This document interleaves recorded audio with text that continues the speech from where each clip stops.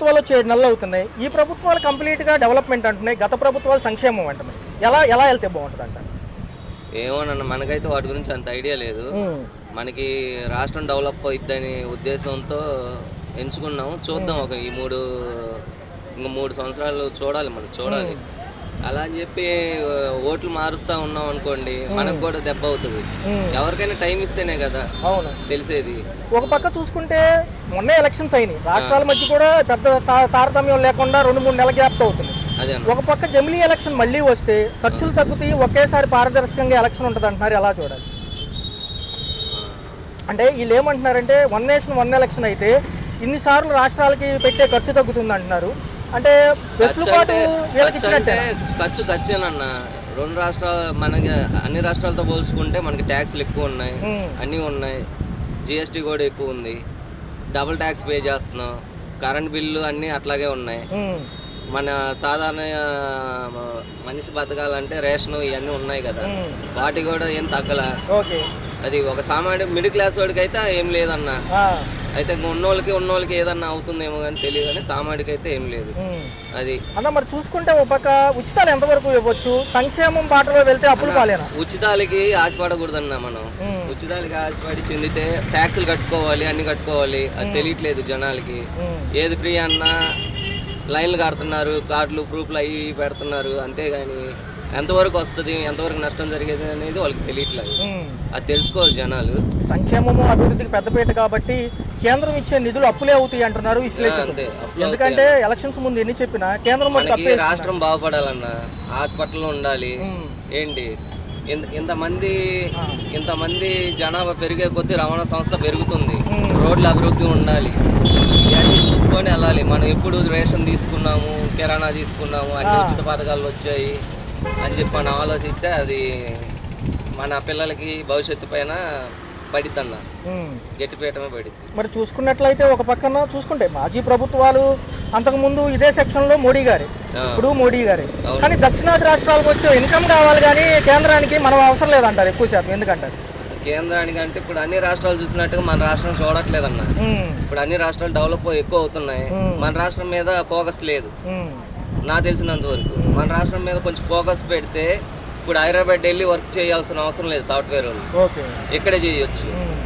ఏంటి ఇక్కడ ఉన్న పల్లెటూరులో చూసారా, ఎవరు వ్యవసాయం చేయట్లేదు. ఎందుకు వెళ్ళలేరు? సాఫ్ట్వేర్ చదివారు, హైదరాబాద్ వెళ్ళిపోయారు. ఒక పక్క సామాన్యులకు వచ్చే రేషన్ బియ్యంలో సన్నా బియ్యం ఇస్తే బాగుంటుంది అంటున్నారు, లేదా డబ్బులు ఇచ్చేయమంటున్నారు. ఈ కాకినాడలో షిప్పు పట్టుకున్నప్పటి నుంచి ఇదే వివాదం. ఎలా అనిపిస్తుంది? రేషన్ బియ్యం అంటే ఇప్పుడు ఇది ఇవ్వాలన్న కంప్లీట్. ఎందుకంటే మనకి కల్తీ ఫుడ్లు వీటి మీద నడుస్తుంది కదా, పిల్లలకి ఆరోగ్యం, వాళ్ళకి రేటు పౌరులు ఏదో ఉంది కదా, ఆ సామెతకి వస్తే పౌష్టికాహారం కావాలి. ఇప్పుడున్న రేషన్లో పౌష్టికాహారం ఉంది, ప్రతి వాళ్ళు తినాలి, ప్రతి వాళ్ళకి ఇవ్వాలి. కార్డు అనేది ఎవరెవరికి అందుబాటులో అందరికి ఇవ్వాలి. అలా అయితేనే మనకి కొంచెం పౌష్టిక విలువ నుండి పిల్లలు కొంచెం ఇదవుతారు. అది సో ఫైనల్గా చూసుకుంటే సంక్షేమానికి ఆ ప్రభుత్వం దగ్గర ఉందని వాళ్ళు అంటున్నారు. ఈ ప్రభుత్వం ఏమేమో డెవలప్మెంట్తో కూడిన సంక్షేమం, కానీ 40% ఉండాలి సంక్షేమం, లేకపోతే రాష్ట్రం ఉచిత పథకాల మీద పెట్టే వ్యయం ఎక్కువైపోయి తలసరి తలకాయ కింద అని చెప్పి అప్పేరపడుతుంది అంటున్నారు. ఏమోనన్నా, పథకాలు అవన్నీ అనవసరం అన్న. రాష్ట్రం డెవలప్మెంట్ ఉంటే నెక్స్ట్ తరానికైనా, ఇప్పుడు నా తరానికి నేను ఆటో తోలుకుంటున్నా, మా నాన్న తరానికి ముఠాన్ని పని చేశాడు. ఏంటి నెక్స్ట్ తరం అయినా కొంచెం అప్డేట్ హాస్పిటళ్ళు, ఏంటి అప్డేట్ టెక్నాలజీ, అప్డేట్గా ఏమన్నా మనం అందించగలమని అనుకుంటున్నాను నేను. ఫైనల్గా చూసుకుంటే ఈసారన్నా డెవలప్మెంట్ చూస్తామా, లేకపోతే గత ప్రభుత్వాలకి అవకాశం చూడాలన్నా? ఇప్పుడు వాడి ఈడు కాదు, ఎవడైనా సరే అవకాశం ఇవ్వాలి. ఒక రెండు ఎలక్షన్స్ చూసుకున్నామంటే డెవలప్మెంట్ ఉండిద్దా లేదని తెలుస్తుంది. ఒక ఎలక్షన్స్కి మనం చూసి అవకాశం ఇచ్చి మళ్ళీ ఇంకొకరిని గెలిపించాం అనుకో, ఇప్పుడు తిను చేస్తున్నాడు, తిను చేసేయన్నా ఆపేసి తను ఏదో స్టార్ట్ చేయాలంటాడు. ఎంత నష్టం వస్తుంది మనకి, జనరేషన్ పోతుంది కదా. అదే ఫైనల్గా చూసుకుంటే అన్న, ఒక పక్క జగన్మోహన్ రెడ్డి గారి ఒక పంద, ఇప్పుడున్న కూటమి ప్రభుత్వాలు ఒక పంద. మరి ఎలా ఉండబోతుంది? కరెంటు బిల్లే కట్టే వాళ్ళ ఆలోచన ఒకలాగా ఉంటుంది, దానికి బిలో ఉండే వాళ్ళ ఆలోచన వేరుగా ఉంటుంది. సంక్షేమ పథకాలు ఎప్పుడు వస్తాయని ఎదురు చూస్తూ ఉంటారు. వాటిలో లోటుపాట్లు ఉంటే గవర్నమెంట్ ఉంటుందా ఉండదా? సంక్షేమ పథకాలు చూసుకుంటే గవర్నమెంట్ ఉండదన్న, ఖచ్చితంగా పోతుంది. అది మనము ప్రభుత్వం గెలిపించుకుంది మన అభివృద్ధి చెందడానికి, హాస్పిటల్కి రోడ్లకి, డ్రైనేజ్ వ్యవస్థకి. ఇప్పుడు పొల్యూషన్లో బతుకుతున్నాం. అవును. పొల్యూషన్ నుండి మనం ఇదవ్వాలి, ఎన్విరాన్మెంట్ కాపాడుకోవాలి. ఏంటి మొన్న వరదలు వచ్చాయి, ఎందుకు వచ్చాయి? ఇప్పుడు ఇల్లులు ఏవో ఫ్రీ కాలనీ అని చెప్పి చెరువుల ప్లేస్లో ఇల్లు ఇస్తున్నారు. అక్కడ మనం ఏం చేసాం, గండి లాంటివి ఏమి ఏర్పాటు చేయకుండా ఇది చేసాం, గండి దిగి కొట్టుకుపోయింది.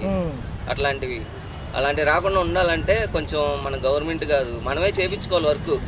ఎవరున్నా సరే వాళ్ళతో పని చేయించుకోవాలి, అంతేగాని వాళ్ళ చుట్టూ తిరిగి వాళ్ళతో ఇది అవ్వకూడదు. అది రుణమాఫీ అనేది లేదు. తేమన్న ఒడ్డు ఎంత కొంటున్నారు సార్ సుమారు? తేమన్న ఒడ్డు 1200, 1300 కన్నా ఎక్కువ అడగట్లేదు సార్. వాళ్ళ రైతుగా నేను ఎన్నో ఇబ్బందులు పడుతూ ఉన్నాను. ఇంతే క్రితం దున్నక తలకి మనకి చేయూత వచ్చేది. దాన్ని పెట్టుబడి పెట్టి ఎంతో కొంత పంటని ఉత్పత్తి చేయగలిగేవాళ్ళు. ఇవాళ చేయూత లేక, పంట ఉత్పత్తి చెయ్యలేక, ఇంట్లో మంగళసూత్రాలు ఇవన్నీ పెట్టుకొని తీసుకొని వస్తే వరదలు వచ్చి మొత్తం పోయింది.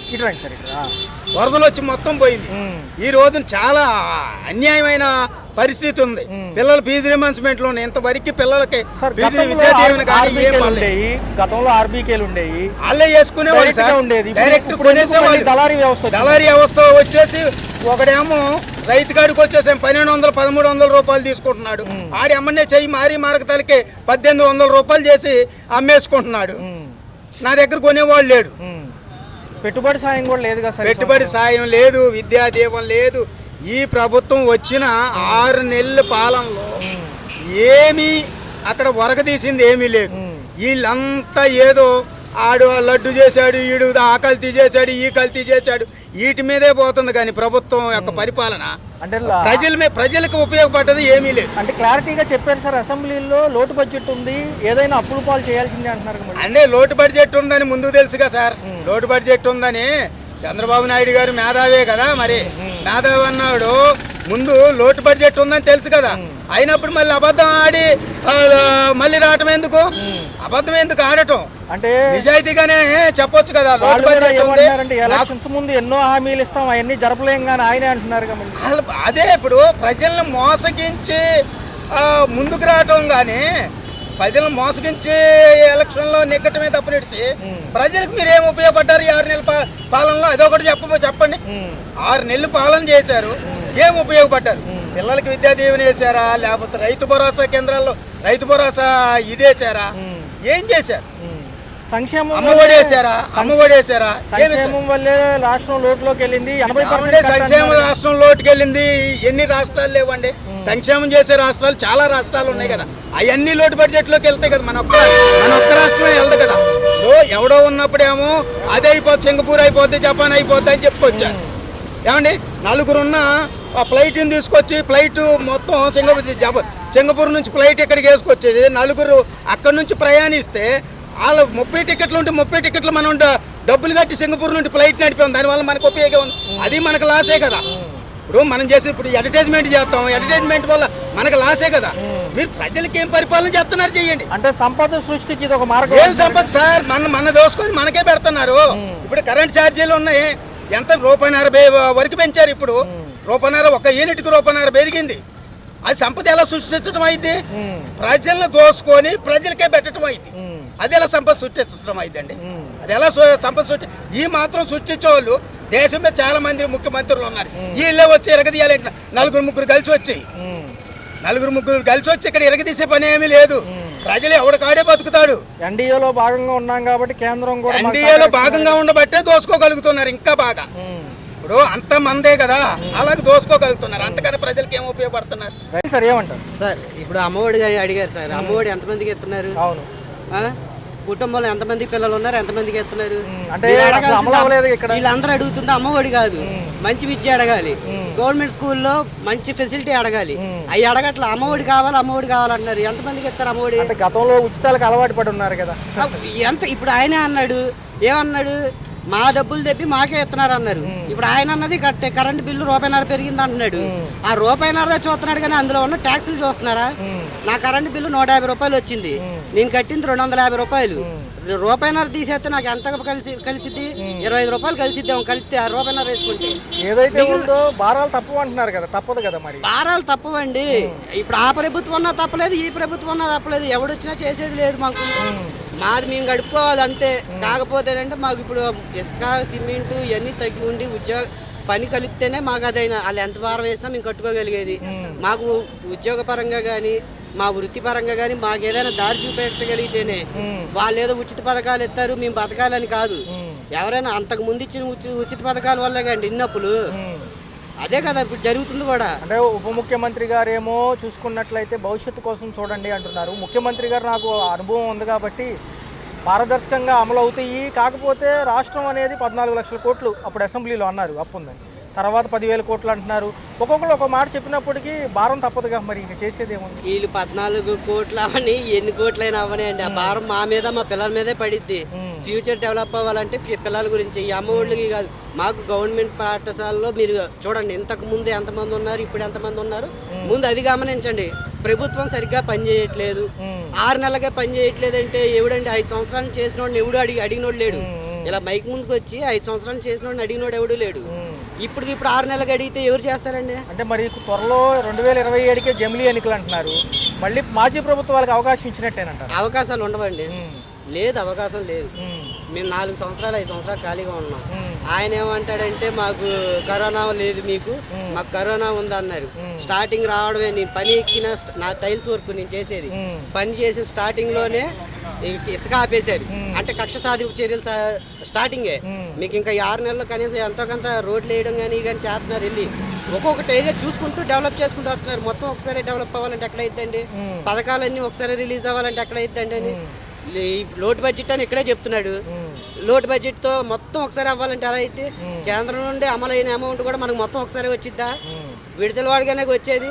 వచ్చిన దాన్ని బట్టి ముందు మనం ఎక్కడ డెవలప్ చేయాలి, ఎక్కడ అసలు బాగా అట్టడుగులు ఉందో అది డెవలప్ చేసుకుంటూ వస్తున్నారు. ఇప్పుడు మనకి డెవలప్మెంట్ ఉంది, రోడ్డు మీద రోడ్డు వేసుకునే ఉపయోగం ఏముంది? రోడ్లు బాగాలేదు, అక్కడక్కడ పోయినాయి అన్నారు. పోయింది అసలు లేని దగ్గర వేయాలి కానీ అక్కడక్కడ పోయిన దగ్గర ఏముందండి? సో భవిష్యత్తు పైన ఆశ పెట్టుకోవచ్చు అంటారా? 4 ఏళ్ళు ఎలా ఉండబోతుంది అంటారు? అంటే 4 ఏళ్ళ పరిమితితో అమరావతి, పోలవరం, మిగతా అన్ని అంశాలు, లోటు బడ్జెట్లో ఉన్న అంశాలు, రోడ్ల వ్యవస్థ అన్ని బాగు చేస్తారంటున్నారు కదా. బాగు చేసే అవకాశాలు అయితే ఉన్నాయండి. నమ్మకాలు అయితే పెట్టుకోకూడదండి.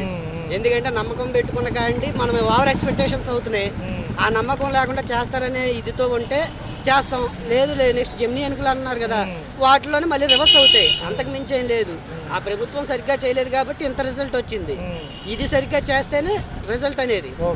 ప్రజలు ఇదివరకు లాగా అంత అసమర్థతగా అయితే లేదు, ఆలోచించకుండా కొంతమంది పార్టీ పరంగా ఉండిపోయి అలాగే బురద జల్లాలని చూస్తున్నారు తప్ప నాకు తెలిసి అయితే 50% జరుగుతుంది. జరగట్లేదని అయితే నేను చెప్పను. 50% జరుగుతుంది. బడ్జెట్ పరంగా రావాలి, వాళ్ళు చేయడానికైనా అవకాశం ఉండాలి. అంటే ఏం లేదు సార్, జనరల్గా అమరావతి, పోలవరానికి నిధులకు కూడా ఈ కేంద్ర బడ్జెట్ లోపలే వస్తాయి అంటున్నారు. ఎలా అనిపిస్తుంది? వస్తున్నాయి. పరిపాలన ఈ పెరిగిన కరెంట్ ఛార్జీలు కానీ నిత్యావసర సరుకుల ధరలు ఎలా ఉండబోతుంది? అప్పుడు అలాగే ఇప్పుడు కొంచెం తగ్గుతున్నాయి.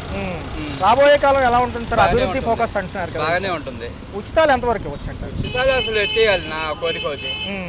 ఎందుకంటే రాష్ట్ర బడ్జెట్ లోటులోకి వెళ్తుంది. అదే ఉచితాలు ఎత్తేస్తేనే హాయి. మరి మాజీ ప్రభుత్వాలేమో జనవరి అంతరం ప్రజల్లోకి వస్తామంటున్నారు. రేపేమో కరెంట్ బిల్లు వచ్చినా కానీ అది చేసిన తప్పులు బయటికి వస్తాయిగా. అది ఎన్ని తప్పులు చేశాడు సార్. మరి ఎలా సార్ చూసుకుంటే విశాఖపట్నం అభివృద్ధితో సహా కొత్త రైల్వే లైన్లు కూడా ఇటే ఇచ్చారు. ఎలా అని అన్ని వస్తాయి, బాగానే వస్తాయి అన్ని. ఈ 4 ఏళ్ళు కూడా ఎలా అంటే సార్ అభివృద్ధి బాగానే అభివృద్ధి చెందుతుంది. అంటే విశ్లేషకులు ఏమంటున్నారంటే జమిలీ ఎన్నికలు 2027లో వస్తే మళ్ళీ ప్రతిపక్షాలు 2027లో రావు. మరి చూసుకుంటే పవన్ కళ్యాణ్ గారి పనితీరులు ఎలా ఉన్నాయి? ఆయనది బాగానే ఉంది.